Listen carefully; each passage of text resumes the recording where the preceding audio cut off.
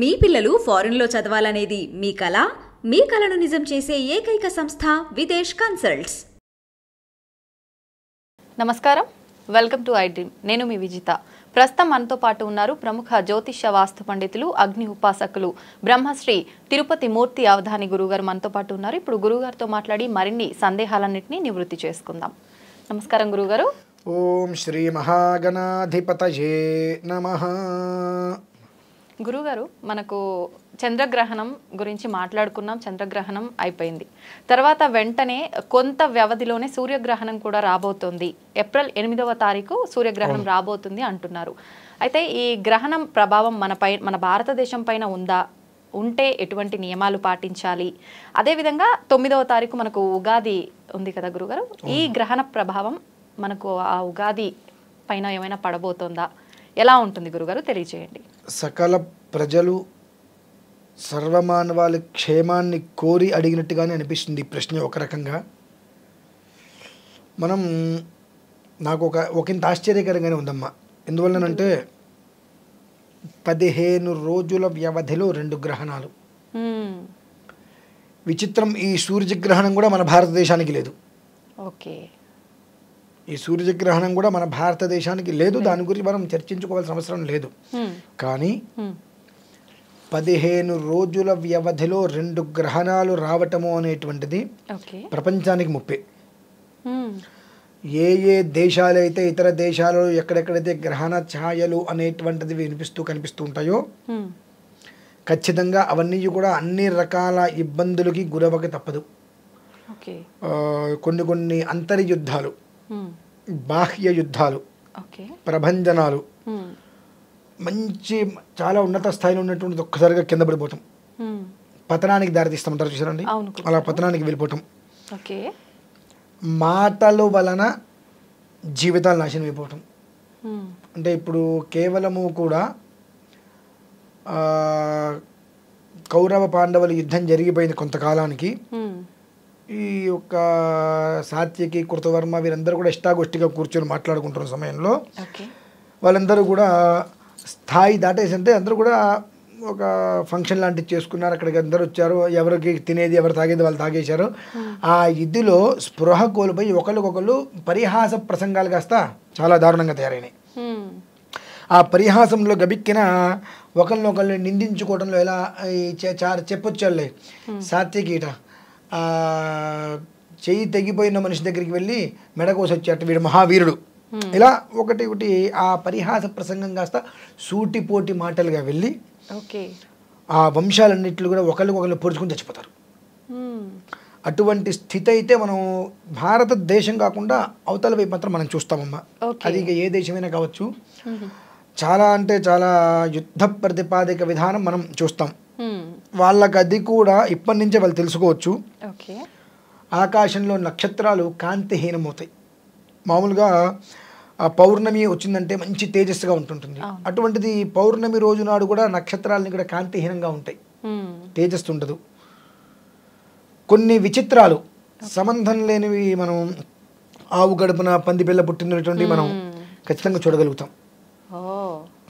ఇలాంటి విచిత్రాలు మనం అక్కడ విదేశాల్లో చాలా మనం రోజుకొకటి వింటాం.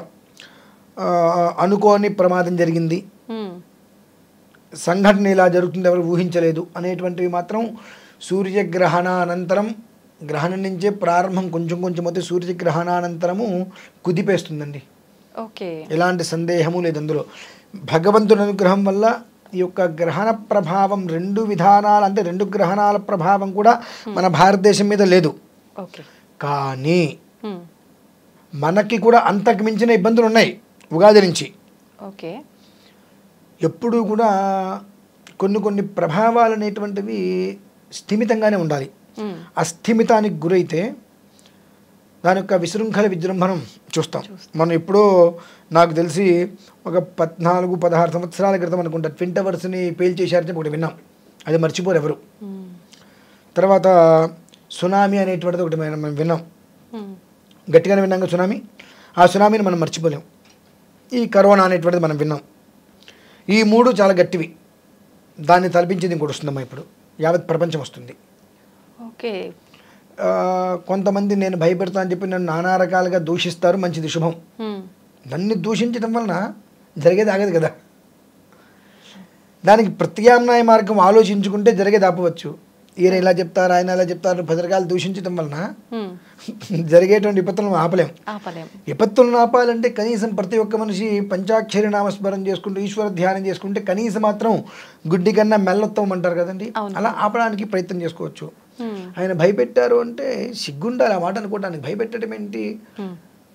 ఎంతోమంది పెద్ద పెద్ద వాళ్ళు జరగబోయే విషయాల్ని ముందే తెలియజేస్తూ ఉంటారు. మనకు కరోనా వచ్చే ముందు కూడా పంచాంగంలో ఉంది. మరి వీళ్ళందరూ కళ్ళు కనిపించలేదేమో, ఈ జ్యోతిష్ శాస్త్రవేత్తలు ముందు చెప్పలేరా అని అన్న వాళ్ళందరూ ఉన్నారు కదా. మన అప్పటి పంచాంగం తీసుకుని చూడమనండి. ఫలానా సమయంలో ఒక రకమైనటువంటి వ్యాధి వలన ప్రపంచం మొత్తం అల్లల్లాడుతుంది అనేటువంటిది రాసి ఉంది ముందే. అంటే మనకు అటువంటి కళ్ళు కనిపించవు.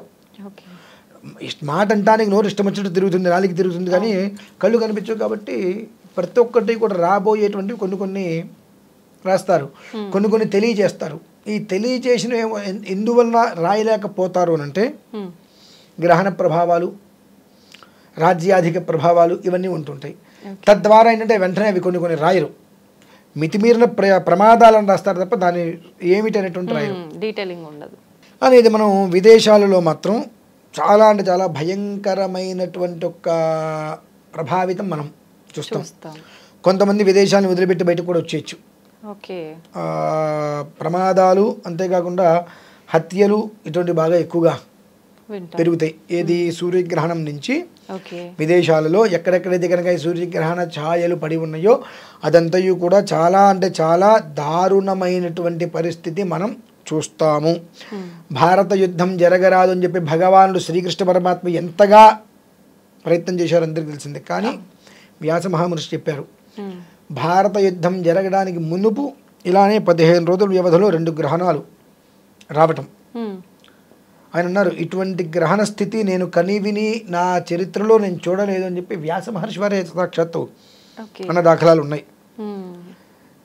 ఈ ఒక్క ప్రభావం ఏ స్థితికి వెళ్తుందో అనేటువంటి చాలా భయంగా ఉంది అని ఆయన అన్నారు.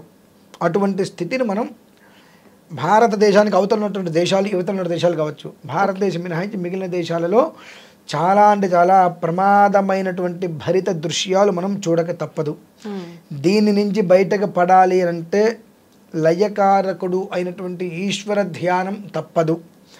ఈశ్వర ఆరాధన ఎంతగా చేసుకోగలిగితే అంతగా తనను తాను, తనున్న ప్రదేశాన్నో, తన వాతావరణాన్ని, తన కుటుంబాన్నో కాపాడుకోగలుగుతాడు.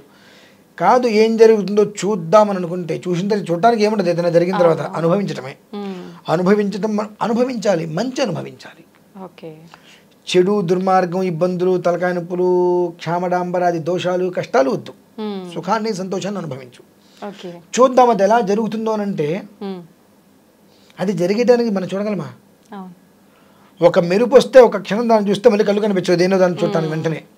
సూర్యుడిని నేను చూస్తాను, నా కళ్ళు చాలా పవర్ అని చెప్పి చూస్తాం. ఒక 30 సెకండ్లో కళ్ళు నారపకుండా సూర్యుని చూస్తే తర్వాత మొత్తం ఒక క్షణకాలం పాటు చీకటి అనిపిస్తుంది. అంటే అక్కడ ఎక్కడో కొన్ని లక్షల మైళ్ళ దూరంలో ఉన్నటువంటి సూర్యనారాయణ స్వామిని కంచి చూస్తే నీ కళ్ళు తట్టుకోలేకపోతున్నాయి.